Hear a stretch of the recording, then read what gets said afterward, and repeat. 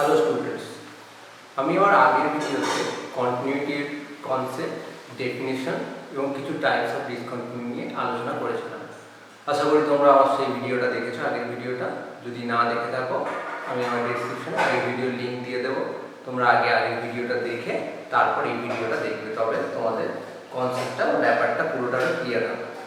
তো আগের দিন আমার ভিডিওতে বেশ কিছু প্রবলেম ছিল, অনেকে কমেন্ট করেছিলে বোর্ডটি হয়তো ক্লিয়ার ছিল না ঠিকভাবে বা দেখা যাচ্ছিল না। তাদেরকে প্রথমে আগে থ্যাংক ইউ জানাই কমেন্ট করার জন্য, এবং আমি এই ভিডিওতে যত সম্ভব ক্লিয়ারভাবে কাজটা করার চেষ্টা করলাম। আশা করি তোমরা ভালোভাবে দেখতে পাবে। তো আজকে আমরা যেটা করব সেটা কন্টিনিউটির বাকি পার্ট, অর্থাৎ পার্ট 2। আগের দিন আমরা কন্টিনিউটির পার্ট 1টা করেছিলাম। তো পার্ট 2তে আমরা কন্টিনিউটির আরও বেশ কিছু ব্যাপার নিয়ে জানবো এবং কিছু এক্সাম্পল নিয়ে আলোচনা করব প্রত্যেকটা টাইপের উপর, ব্যাপারটাকে আরও ক্লিয়ারভাবে বোঝার জন্য। তো প্রথম আমরা কন্টিনিউটির যে টার্মে আসবো আগের দিনের পর, মানে ডিসকন্টিনিউটির টাইপসগুলো জানার পর যে প্রথম টাইপে আছে সেটা হচ্ছে কি কন্টিনিউয়াস এভরিওয়্যার, বা বাংলায় বলতে গেলে দেখবে এটা সর্বত্র সন্তত। নাম থেকেই বোঝা যাচ্ছে সর্বত্র বা এভরিওয়্যার, তার মানে এই যে অপেক্ষকগুলো নিয়ে এখানে বলবো সেই অপেক্ষকগুলি এক্স এর প্রত্যেকটা বাস্তব মানের জন্য সন্তত হবে, অর্থাৎ এই অপেক্ষকগুলির কোনো অসন্তত বিন্দু নেই। যেমন উদাহরণ দেওয়া যাক, এই প্রকারের প্রথম ফাংশন হচ্ছে কনস্ট্যান্ট ফাংশন বা ধ্রুবক অপেক্ষক। কনস্ট্যান্ট ফাংশনের ক্ষেত্রে ধরো ফাংশনটাকে আমি ডিফাইন করলাম, এটা হচ্ছে ধ্রুবক অপেক্ষক। ধরো ফাংশনটাকে আমি ডিফাইন করলাম fx k, যেখানে k হচ্ছে যে কোনো রিয়েল নাম্বার। তো যদি এই ছবি আঁকতে যাই আমি x y, fx k, তো fx যদি y ধরা হয় তাহলে কি হবে y k। তো y k মানে আমরা জানি y k এটি কি হয় x অক্ষের সমান্তরাল। x অক্ষের সমান্তরাল মানে যদি এখানে কোথাও একটা আমি k বিন্দু ধরে নিই, তাহলে এই যে এটি হবে fx k অপেক্ষকের ছবি। তো এটা দেখো x এখানে চলতে থাকবে, এদিকেও চলতে থাকবে, অর্থাৎ x এর যে মানই নিই না কেন, যে কোনো বাস্তব মান আমি x অ্যাক্সিস থেকে যদি একটা করে নিই, প্রত্যেকের জন্য দেখো y এর যে ভ্যালুটা পাবো সেটা হচ্ছে k। অর্থাৎ x এর প্রত্যেক মানের জন্য এই অপেক্ষকের মধ্যে কোনো হোল বা কোনো গ্যাপ নেই, অর্থাৎ এর প্রত্যেকটা বিন্দুতে এই অপেক্ষকটি সন্তত। উদাহরণস্বরূপ বলা যেতে পারে ধরো fx 2 বা fx 3, fx -1, যাই না কেন প্রত্যেকটাই কি এই অপেক্ষকগুলি হলো এভরিওয়্যার কন্টিনিউয়াস বা সর্বত্র সন্তত। এবার দ্বিতীয় এক্সাম্পলে আসা যাক। দ্বিতীয় এক্সাম্পল ধরো আইডেন্টিটি ফাংশন বা অভেদ অপেক্ষক। ক্লাস 11 এই ব্যাপারটা পড়ে এসেছো, আইডেন্টিটি ফাংশন বা অভেদ অপেক্ষক কি, যেটাকে আমরা লিখতে পারি fx x। fx x এর গ্রাফটা কেমন হয়? গ্রাফটা যদি দেখতে যাই দেখো এই টাইপের গ্রাফ হয় একটা, এদিকেও আছে আবার এদিকেও আছে। এটা হলো অরিজিন x y। এই অপেক্ষকটিও দেখো প্রত্যেকটা মানের জন্য তুমি যেদিকে বিস্তার করো প্রত্যেকটা x এর জন্য কিন্তু এর একটা করে ভ্যালু তুমি পাবে। তাহলে এই অপেক্ষকটি হলো কি এভরিওয়্যার কন্টিনিউয়াস একটা ফাংশন। তো আরো ধরো এরকম ভাবে বলতে পারি, তোমরা এইভাবে প্রত্যেকটা অপেক্ষকের গ্রাফ এঁকে ছবি দিয়েও চেক করতে পারো। ধরো 3 নম্বর আমি লিখতে পারি এক্সপোনেনশিয়াল ফাংশন e⁻x, যার গ্রাফটা হয়তো তোমরা অনেকেই জানো। 0 বিন্দুতে x 0 তে এর ভ্যালু হচ্ছে 1, মানে এইভাবে গ্রাফটা বাড়বে, এই দিক বরাবর এইভাবে এটা চলতে থাকবে, টাচ করবে না, এইভাবে চলতে থাকবে। তো এটাও কি একটা কন্টিনিউয়াস ফাংশন e⁻x অপেক্ষক। আচ্ছা, এছাড়াও ধরো sin x cos x, sin x cos x অপেক্ষকগুলিও নিতে পারি, sin x cos x। তোমরা sin x cos x এর ছবিও জানো, যদি আঁকো দেখবে এটাও কিন্তু x এর প্রত্যেক মানের জন্য sin x cos x এর একটা করে মান পাবো, এবং এর কোনো বিন্দুই কোনো বাস্তব সংখ্যায় এর অসন্তত বিন্দু নয় এই অপেক্ষকটি। এছাড়া আরেকটা ফাংশন দেখবে খুব ইউজফুল ফাংশন, যেটা হচ্ছে পলিনোমিয়াল ফাংশন বা বহুপদী অপেক্ষক। পলিনোমিয়াল ফাংশন একটা উদাহরণ যদি ধরা যাক fx x²। তো এটা জানি আমরা, এটাকে একটা অধিবৃত্তের সমীকরণ। তো অধিবৃত্তের সমীকরণটা কিরকম হয় ছবি আঁকলে এই টাইপের ইকুয়েশনটা হয়। দেখো প্রত্যেকটা x এর জন্য তুমি একটা করে fx এর ভ্যালু পাবে, এটা আস্তে আস্তে এদিকে বাড়তে থাকবে, অর্থাৎ প্রত্যেক x এর জন্য তুমি fx এর একটা করে ভ্যালু পাবে। এইভাবে ধরো আরো एग्जांपल নিতে পারি polynomial function fx = x³ + x + 2 বা fx = ধরে নিতে পারি x² - x। এইভাবে তুমি যেই অপেক্ষক নাও না কেন পলিনোমিয়াল ফর্মে যদি থাকে প্রত্যেকই কি হবে সর্বত্র সন্তত। তোমরা ভিডিওটি পজ করে যা বলছি সেগুলো খাতায় আস্তে আস্তে নোট করে নেবে। তো আমরা দেখলাম কি এই অপেক্ষকগুলি এভরিওয়্যার কন্টিনিউয়াস ফাংশন বা অপেক্ষক সর্বত্র সন্তত অপেক্ষক। তো এছাড়া আমরা অন্যান্য অপেক্ষক যখন চেক করব যে কোথায় কন্টিনিউয়াস, আমরা কি করব তার ডোমেন বা ক্ষেত্র বার করব। ডোমেন বার করার পর আমরা দেখব যে কোথায় ওর ডোমেন আছে, আমরা বলবো সেই অঞ্চলে সে হচ্ছে সন্তত। যেমন দেখা যায় যদি এরকম আমরা নিই x - 2, এই অপেক্ষকটার ক্ষেত্রে যখন আমরা চেক করব দেখব কি রুটের মধ্যে যেহেতু সবসময় পজিটিভ ভ্যালু রাখতে হয়, তো আমরা দেখব এটা গ্রেটার ইকুয়াল টু 0 হলে এটি সন্তত হবে, অর্থাৎ x গ্রেটার ইকুয়াল টু 2 বা এই বিস্তারের মধ্যে এটা হচ্ছে এই অপেক্ষকের ক্ষেত্র, এই ক্ষেত্রের মধ্যে এই অপেক্ষকটি সন্তত হবে। তো আমরা এরকম টাইপের অপেক্ষক আমরা যখন উদাহরণ করব এরকম অনেক অপেক্ষকের উদাহরণ দেখব যেগুলো আমরা চেক করব যে কোন জায়গায় অপেক্ষকটি সন্তত হচ্ছে। এগুলো কিন্তু সর্বত্র সন্তত নয়। সর্বত্র সন্তত মানে প্রত্যেকটা বাস্তব সংখ্যার জন্য সেটাকে সন্তত হতে হবে। তো এবার আমরা কিছু অ্যালজেব্রিক প্রপার্টিজ দেখব। অ্যালজেব্রিক প্রপার্টিজ,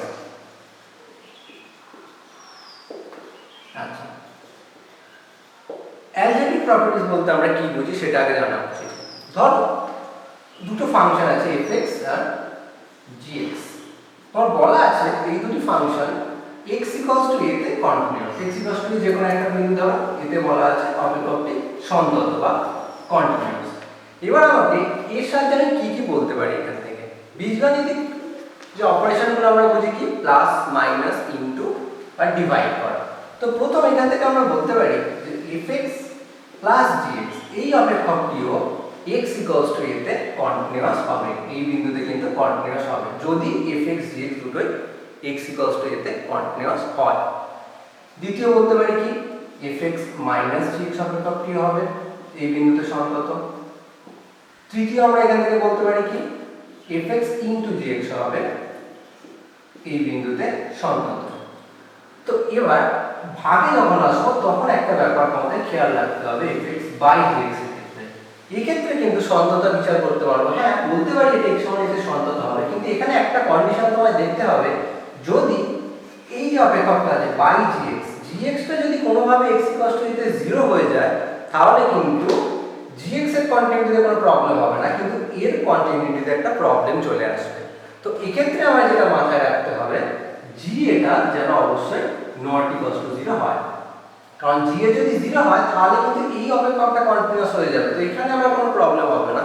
কিন্তু এই জায়গায় gx টা যদি 0 হয়ে যায় তাহলে কিন্তু এই অপেক্ষকটা তোমার সামথিং বাই 0 ফর্মে চলে আসবে, যেটা আমরা জানি সন্তত ক্ষেত্রে হয় না। তো এই ক্ষেত্রে আমাকে এটা x = a তে সন্তত হবে, কিন্তু মনে রাখতে হবে যে যখন তোমার g of এটা not equals to 0 হয়। একইভাবে তোমরা 1/fx 1/gx এর ক্ষেত্রেও দেখতে পারো, এই ক্ষেত্রেও তোমাকে মাথায় রাখতে হবে যে সন্তত হতে পারে, কিন্তু একটাই কন্ডিশন যে f of a R g of a এই দুটো যেন not equals to 0 হয়। এই দুটো not equals to 0 হলে আমরা বলতে পারবো এটা x = a তে সন্তত হবে। আর একটা ব্যাপার তুমি দেখবে এখান থেকে আরেক ধরনের অপেক্ষক হয় 6 যেটা আমরা পাচ্ছি, যেটা হচ্ছে mod of fx আর mod of gx, এই দুটো অপেক্ষক mod of fx আর mod of gx। mod function তোমরা 11 এ শিখেছো, মডুলাস অপেক্ষক যেটা হয়, এই অপেক্ষকটাও কিন্তু x = a তে কন্টিনিউয়াস হবে, এখানে কোনো শর্ত মানার কোনো দরকার নেই। তো প্রত্যেকটাই প্রমাণ করা যায়, আমি একটা প্রমাণ করে দেখাচ্ছি, তোমরা বাকি প্রমাণগুলো একইভাবে ঘরে করো, যদি কোনো প্রবলেম হয় কমেন্টে আমাকে জানাবে, আমি প্রমাণ করে দেখাবো বাকিগুলো। আচ্ছা ধরো আমি প্রথমটাই প্রমাণ করে দিচ্ছি। তো আমরা যেটা দেখেছিলাম প্রথম, আমার এখানে x = a তে সন্তত মানে যেগুলো আমার দেওয়া আছে কি প্রথম কথা হচ্ছে fx অপেক্ষকটার মান f এর সাথে সমান হবে, যেহেতু fx অপেক্ষকটি x = a তে সন্তত। দ্বিতীয়ত কি হবে gx অপেক্ষকটার মানও g এর সাথে সমান হবে, যেহেতু এটি gx অপেক্ষকটি x = a তে সন্তত। এবার আমাকে কি চেক করতে হবে প্রথমে যে fx + gx অপেক্ষকটিও সন্তত। চেক করার জন্য আমি যেটা দেখব যে a বিন্দুতে fx + gx এর লিমিটের মানটা বের করব। তো লিমিটের প্রপার্টিতে আমরা আগেই শিখে এসেছি যে লিমিটে আমরা এটাকে ব্রেক করতে পারি, ভেঙে দিতে পারি। তো প্লাস ফর্মে লিখলাম, প্লাস ফর্মে লিখলে দেখো এইটা এই জায়গা থেকে আমরা কি বলতে পারি, এটা f অফ a এর সাথে ইকুয়াল, আর এই জায়গা থেকে বলতে পারি কি এটা g অফ a এর সাথে ইকুয়াল। তো দেখো fx + gx এই অপেক্ষকটা কার সাথে সমান হয়ে গেল, fa + ga, অর্থাৎ এই বিন্দু এই অপেক্ষকটি x সমান a তে যেটা এর ফাংশনাল ভ্যালু, অর্থাৎ x সমান a তে এই অপেক্ষকটির যা মান তার সাথে লিমিটের মানটা সমান হয়ে গেল। অর্থাৎ বলতে পারি কি fx + gx অপেক্ষকটিও x সমান a তে সন্তত হয়ে গেল। একই পদ্ধতিতে তোমরা প্রত্যেকটাই চেক করবে। আরো একটা হয় এখানে, যেটা আগেরবার বলা ভুল হয়ে গেছে, ভুল না মিস হয়ে গেছে ওখানে। এই অপেক্ষকটি ধরো kfx বা kgx বলতে পারো, এই অপেক্ষকটিও কিন্তু x সমান a তে সন্তত হবে। এটাও তোমরা এইভাবে প্রমাণ করে দেখতে পারো, এটিও x সমান a তে সন্তত হবে যখন k টা অবশ্যই একটা বাস্তব সংখ্যা হবে। ঠিক আছে, এই বীজগাণিতিক ধর্মগুলো তোমরা কন্টিনিউটি চ্যাপ্টারের জন্য পাবে, বা এগুলো চেক করে একটা আমি দেখালাম, বাকিগুলো তোমরা নিজেরা চেক করবে এবং প্রবলেম হলে আমাকে কমেন্টে বলবে। আচ্ছা, এবার এর সুবিধা কি একটা एग्जांपल দিয়ে দেখা যাক। যেমন ধরো তোমার একটা অপেক্ষক চেক করতে দিয়েছে sin x + cos x, তোমাকে বলা হলো এই অপেক্ষকটি কোথায় সন্তত হবে, সন্ততা যাচাই করতে বলা হলো, কন্টিনিউটি এক্সামিন করতে বলা হলো। দেখো sin x অপেক্ষকটি আগে আমরা দেখেছি এটি একটি সর্বত্র সন্তত অপেক্ষক, এভরিওয়্যার কন্টিনিউয়াস। আর এই অপেক্ষকটাও দেখেছি একটা সর্বত্র সন্তত অপেক্ষক, অর্থাৎ এটিও এভরিওয়্যার কন্টিনিউয়াস। তো এবার আমরা এই সব অ্যালজেব্রিক প্রপার্টিতে প্রথম প্রপার্টি কি পেলাম, যে যদি দুটো অপেক্ষক কোনো বিন্দুতে সন্তত হয় তাহলে এদের প্লাস করলে যে অপেক্ষকটা পাবো fx + gx, এটিও সেই বিন্দুতে সন্তত হবে। যেহেতু এই দুটি অপেক্ষক সর্বত্র সন্তত, তাহলে এই দুটো অপেক্ষক যেহেতু সর্বত্র সন্তত, অতএব x এর প্রত্যেক মানই সন্তত, অর্থাৎ এই অপেক্ষকটিও x এর প্রত্যেক মানে সন্তত হবে। অর্থাৎ আমরা বলতে পারি এই অপেক্ষকটিও একটা সর্বত্র সন্তত অপেক্ষক। কি করে বললাম না, আগে অ্যালজেব্রিক প্রপার্টি এবং এর আগে সর্বত্র সন্তত প্রপার্টিকে মিলিয়ে। একইভাবে ধরো আমরা যদি mod of sin x check করি, এটাও বলতে পারবো। আমরা দেখলাম sin x সর্বত্র সন্তত, এবং x যদি fx অপেক্ষকটি যদি সন্তত হয়, মড অফ fx অপেক্ষকটিও সন্তত, অর্থাৎ মড sin x অপেক্ষকটিও সর্বত্র সন্তত হবে। আচ্ছা, এইভাবে তোমরা দুটো কনসেপ্টকে একসাথে কাজে লাগিয়ে বিভিন্ন অপেক্ষককে সর্বত্র সন্তত বা কোনো নির্দিষ্ট বিন্দুতে সন্তত চেক করতে পারো। এরপরে একটা আসবে যেটা কম্পোজিট ফাংশনের ক্ষেত্রে। কম্পোজিট ফাংশনটা কি, ধরো fx একটা অপেক্ষক দেওয়া আছে x + 1 আর gx একটা অপেক্ষক দেওয়া আছে x²। তো f অফ gx এই অপেক্ষকটাকে কি বলা হয়, f অফ g এর কম্পোজিট ফাংশন, যেটাকে অনেক সময় আমরা এইভাবে লিখে দেখবে f নট sin x। এটার মানটা কিভাবে বের করি, f অফ gx অর্থাৎ x² আর f অফ x যদি x + 1 হয় তাহলে f অফ x² কি হবে, x² + 1। তো এই টাইপের অপেক্ষককে আমরা বলি কম্পোজিট ফাংশন, বা বাংলায় বললে সংযুক্ত অপেক্ষক। তো এই অপেক্ষককে যদি আমায় চেক করতে হয়, কি করে আমি চেক করব, তো এখানেও একটা প্রপার্টি আমাকে মাথায় রাখতে হবে, যে ধরো f অফ gx তোমার অপেক্ষক আছে একটা, যদি gx অপেক্ষকটি x সমান a বিন্দুতে সন্তত হয়, যদি gx অপেক্ষকটি x সমান a তে সন্তত হয় এবং fx অপেক্ষকটি x = g of a এই বিন্দুতে সন্তত হয়, তবে f compose g of x এই অপেক্ষকটি x সমান a তে সন্তত হবে। এই দুটো যদি হয় তাহলে এটা ইমপ্লাই করবে কি f অফ gx অপেক্ষকটি x সমান a এই বিন্দুতে সন্তত হবে।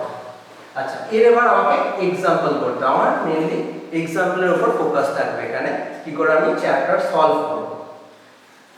আচ্ছা, এবার দেখা যাক কি করে एग्जांपल সলভ করব। ধরো তোমার একটা ডাইরেক্ট ফাংশন কোনো না দিয়ে, ধরো তোমার একটা ফাংশন দিল, ধরো fx = দিয়ে দিল sin of x², কোনো ডাইরেক্ট ফাংশন নয়। sin x হলে আমরা বলে দিতে পারতাম এটা সর্বত্র সন্তত, কিন্তু যেহেতু এখানে sin of x² দেওয়া হলো, তো এটাকে আমি কি করে চেক করব। তো দেখো এটাকে প্রথমে আমি দুটো ফাংশনের কম্পোজিট ফর্মে ভেঙে নেওয়ার চেষ্টা করব। দুটো ফাংশনের কম্পোজিট ফর্ম মানে ধরো আমি এখানে এরকম ভাবে নিলাম যে gx একটা নিলাম sin x আর hx একটা নিলাম x স্কয়ার। তো তোমরা পজ করে আগে g অফ hx টা ক্যালকুলেট করে নিতে পারো।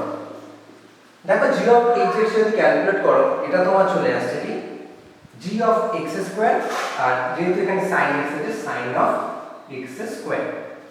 তো এবার আগের প্রপার্টিটা খেয়াল করো। প্রথম আমরা দেখছি এখানে sin x আর x স্কয়ার দুটোই কিন্তু সর্বোচ্চ সন্তত। এটা বহুপদী অপেক্ষক পলিনোমিয়াল, এটা আমরা আগেই দেখেছি।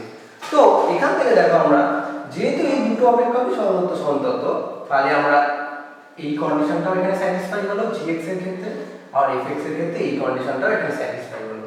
তো আমরা বলতে পারি কি f অফ gx মানে এখানে gx আর hx এর কম্পোজিট ফাংশন মানে g অফ hx যেটা হচ্ছে এখানে fx এর সাথে অ্যাকচুয়ালি সেম। তো এই অপেক্ষকটি অ্যাকচুয়ালি fx এর সাথে এখানে সেম। তো fx অপেক্ষকটি এই প্রপার্টি দিয়ে বলতে পারি কি সর্বোচ্চ সন্তত হবে। তো এইভাবে আমরা sin x স্কয়ার কে সর্বোচ্চ সন্তত বা কোনো বিন্দুতে সন্তত চেক করতে পারি। তো তোমাদের একটা এখানে দিয়ে দিলাম, তোমরা এটা ঘরে চেক করবে fx cos of mod x। এটা চেক করে দেখবে যে এই অপেক্ষকটি সর্বোচ্চ সন্তত বা কোনো বিন্দুতে সন্তত আসছে কিনা, তাই সন্ততা বিচার করবে। আচ্ছা, মোটামুটি ভাবে এখানে কন্টিনিউটি চ্যাপ্টার তোমাদের শেষ। এই কনসেপ্টগুলো আমরা আছে। এবার আমরা যেটা করব কিছু প্রবলেম সলভ করব এবং লিমিটের আমরা কিছু প্রবলেম সলভ করব। আগের ভিডিওতেই বলেছিলাম নেক্সট ভিডিওতে আমি লিমিটের কিছু প্রবলেম দেব, সেগুলো সলভ করতে হবে। তো কন্টিনিউটি যেটা আমরা তাহলে আজকে কি শিখলাম, যে প্রথম আমরা যেটা করলাম যে কি করে আমরা কোন কোন অপেক্ষকগুলি সর্বোচ্চ সন্তত এবং সন্ততার কিছু বীজগাণিতিক ধর্মাবলী। তো আরো একটা ব্যাপার এখানে আমার মাথায় এলো, ধরো যদি কোনো অপেক্ষক কোনো ইন্টারভ্যালে দেখাতে বলে, ধরো বললো ওপেন ইন্টারভ্যালে দেখাতে সন্তত কিনা। তো ওপেন ইন্টারভ্যালে সন্তত দেখাতে গেলে আমার কিন্তু এর প্রত্যেকটা পয়েন্টে সন্তত হলে তবেই আমরা বলতে পারবো এই ওপেন ইন্টারভ্যাল a থেকে b তে এটা সন্তত হবে।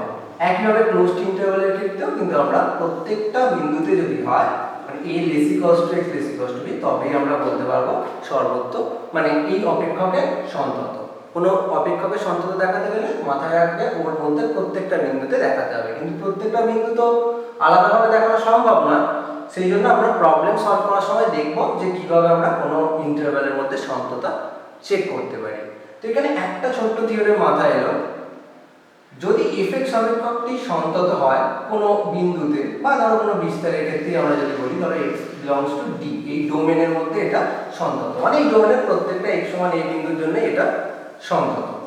তবে এখান থেকে আমরা বলতে পারি বা আগের ডিফারেন্সিয়েট প্রপার্টি থেকে বলতে পারি এই অপেক্ষকটি mod fx টা x belongs to b তে কিন্তু সন্তত হয়ে যাবে।